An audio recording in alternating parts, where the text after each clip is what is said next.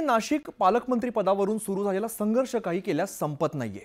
पालकमंत्री पदाचा तिढा सुटणार कधी असा प्रश्न आता उपस्थित केला जातोय आणि यामध्येच आता लवकरच हा पेच सुटण्याची शक्यता निर्माण झाली आहे।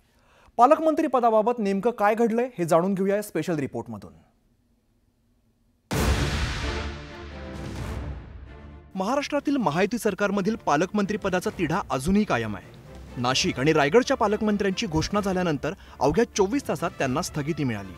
या घटनेला आज 1.25 महिना उलटत आलाय, पण आता नाशिक आणि रायगडच्या पालकमंत्री पदाचा तिढा लवकरच सुटण्याचे संकेत मिळत आहेत। अलिबागचे शिवसेनेचे आमदार महेंद्र दळवी यांनी असे संकेत दिले। उपमुख्यमंत्री एकनाथ शिंदे याबाबत निर्णय घेतील असा सुतोवाच आमदार दळवींनी केलाय। एवढंच नाही तर आमच्या मनातील पालकमंत्री होईल असं म्हणत दळवींनी भरत गोगावलेंच्या पालकमंत्री पदाचे संकेत दिले।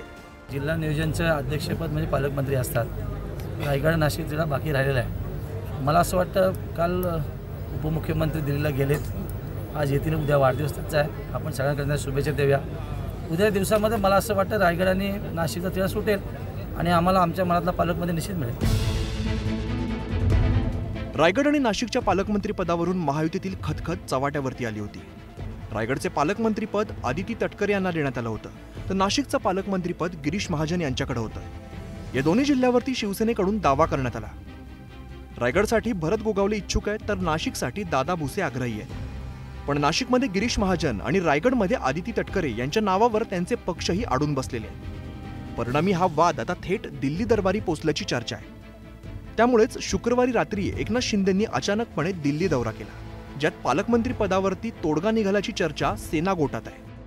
नाशिक, मला असं वाटतं नागपूरच्या पालकमंत्री पदावर कुठेही वाद नाही।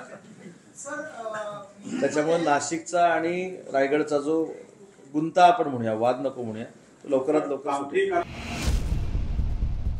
शिंदेंच्या शिवसेनेकडून नाशिक आणि रायगडच्या पालकमंत्री पदासाठी जोरदार लॉबिंग सुरू आहे। तरी सुद्धा नाशिकमध्ये भाजप आणि रायगडमध्ये राष्ट्रवादी सुद्धा आग्रही आहे। त्यामुळे हा तिढा कसा आणि कधी सोडवला जातो हे पाहणं महत्त्वाचं असणार आहे। पण निकाल कोणाच्याही बाजूने गेला तरी पालकमंत्री पदाचा वाद सहजासहजी सुटण्याची शक्यता कमीच आहे। Bureau report, news 18 Lokmat. महाराष्ट्रात